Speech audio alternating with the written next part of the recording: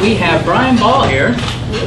Where is Bryan? Now, one thing I got to tell you about Bryan. Bryan will tell you about Bent Rider Online. I don't know if you know, Bryan actually has a second career. Does anybody know about this second career? Bryan does stand-up comedy. And they think I'm kidding. But anyway, Bryan, I just wanted to say a few words and introduce what he does and his website. If you don't know about it, you've been in a cave much too long.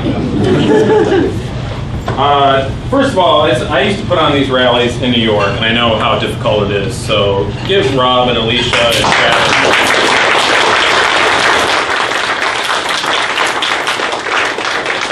It's a lot of fun for you guys, but it is not always a lot of fun for people running it. So it's kind of a stressful thing. It's really hard to do. What Rob was talking about, I'm a stand-up comic in my other career. I swore to God that never the two lives should meet, but Rob asked me nicely, so he wanted to do it. And, Come on, did you guys not? and Ian didn't make it. So, whatever. My mentor always tells me to always get up and tell jokes if you can, so I'll take advantage of it, I guess. But my son's here, and that is not the kind of humor that I usually tell. So Somebody take him for a walk. this is going to be a very short list.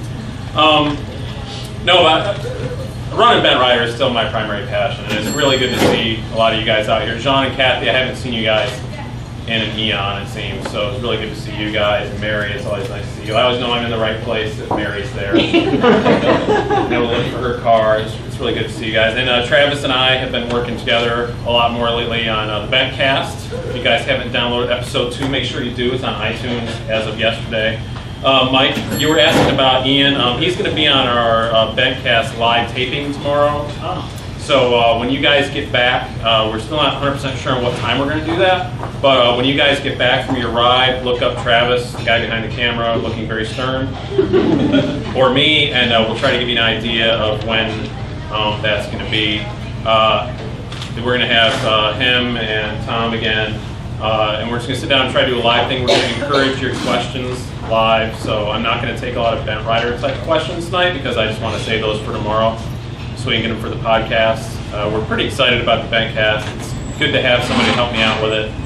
We ran it a few years ago and it did really well, but it was just something that was just one more thing than I could handle at the time. So now with Travis on board, it's a lot more fun to do it and to get stuff going. Are you just resting? I got a bit there. Oh, okay. I thought I want to make sure nobody hit the deck on me. I wouldn't do that. That'd be the third time that happened, so I just have to.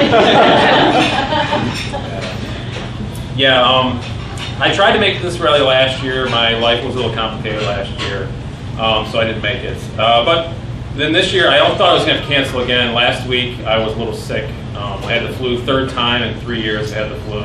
Pretty ridiculous. I was so sick I could actually see the virtues of owning a Snuggie. Yes, we've gone into the joke side. I did come though because I could drive. I don't mind if I can drive. I don't mind going, but I'm really tired of flying. I flew out to Terra Trike a while ago, and I was on a plane on the way back, and I was actually rushing to get back to a stand-up gig, so I was stressed out. Again, this tiny little commuter plane, and they sat a guy next to me who weighed an easy 450 pounds. And I couldn't fit against the window. It was really awkward. He had to get like 2 seatbelt extenders. I'm not lying. I didn't know they would give out 2. It was really scary. But and the whole flight I had to pee, but I did dare ask him to get up. I don't know how sensitive the weight and balance is. I didn't want to take 2 steps forward and kill us all. Just because I had to have a wee. I feel really weird without a microphone. This is really odd. Thanks for all that. You've got like 5 here if you want to hold one just for a minute. I might take you up on that. And I didn't sleep much before I came out here this morning. I was up till about 4. I'm fighting a war with mice in my apartment. Got mice everywhere. I don't know where they came from. I think they came in, and like the scouts came in and saw the Buddha statue on the mantle and thought it was a safe place to hang out.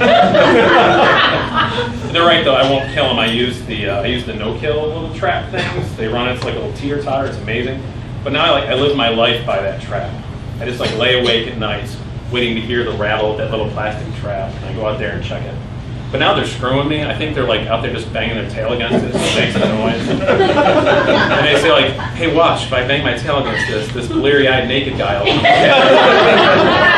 out of the door and swear and go back to bed. And I do it like 3 or 4 times a month. No, I don't like to kill things. Guys who know me, I'm a Buddhist. I don't like to kill things. I tried deer hunting, though, years ago when I was a teenager, because I'm from Steuben County, New York. That's what you do. So I went deer hunting. But like the second day, I'm sitting out in the woods. It's like 20 degrees at 6:30 in the morning. I'm freezing my ass off, and I realized you can buy meat. They have it right in the store. There's no reason to go shoot it. So yeah, I'm not good with like wild animals. I love wild animals, I think they're beautiful. I like to watch them on TV, but like wild animal encounters I'm not good with.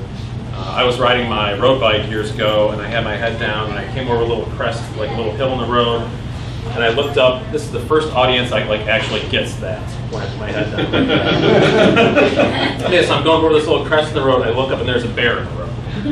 And it wasn't like a long ways away. It was like from me to John, this black bear just stopped. And I'm looking at him, he's looking at me. And I remember, like, you're supposed to yell at a bear to make it go away. So I'm trying to, like, I don't know where I heard that, Boy Scouts or something. So I'm, like, trying to think of something, like, scary and intimidating to yell at this bear. But I'm scared to death. So I just said, you're a bear. And it looked to me like, this is information I already have. Staggered off like the most unintimidated bear you've ever seen. I do like to think like I did something good for human-bear relations that day, though. Like I hope like he went back to his little bear family and said, you know, I saw the nicest guy today. Like most people I run into will just yell at me. But this guy just saw me exactly for who I was.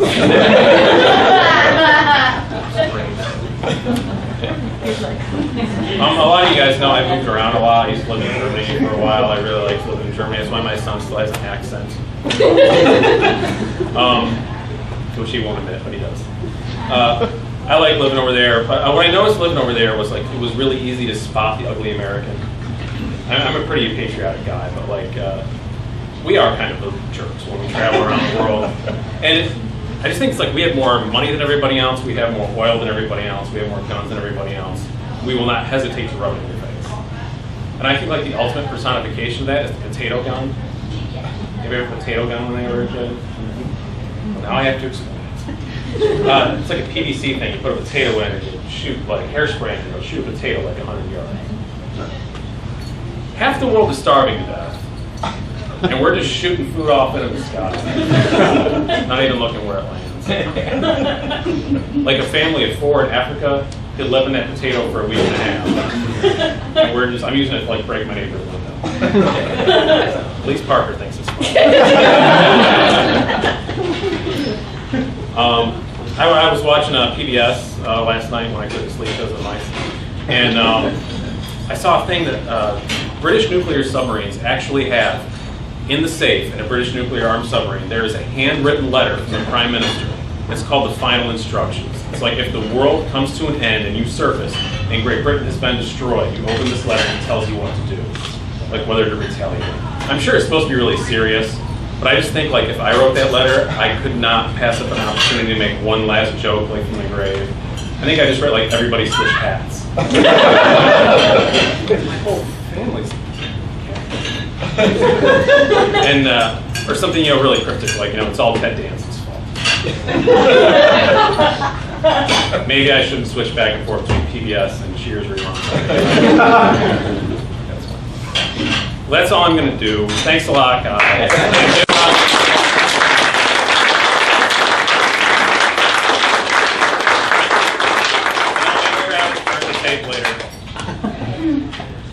Thanks. I can't believe I pulled that off. That was great, Bryan. Thanks.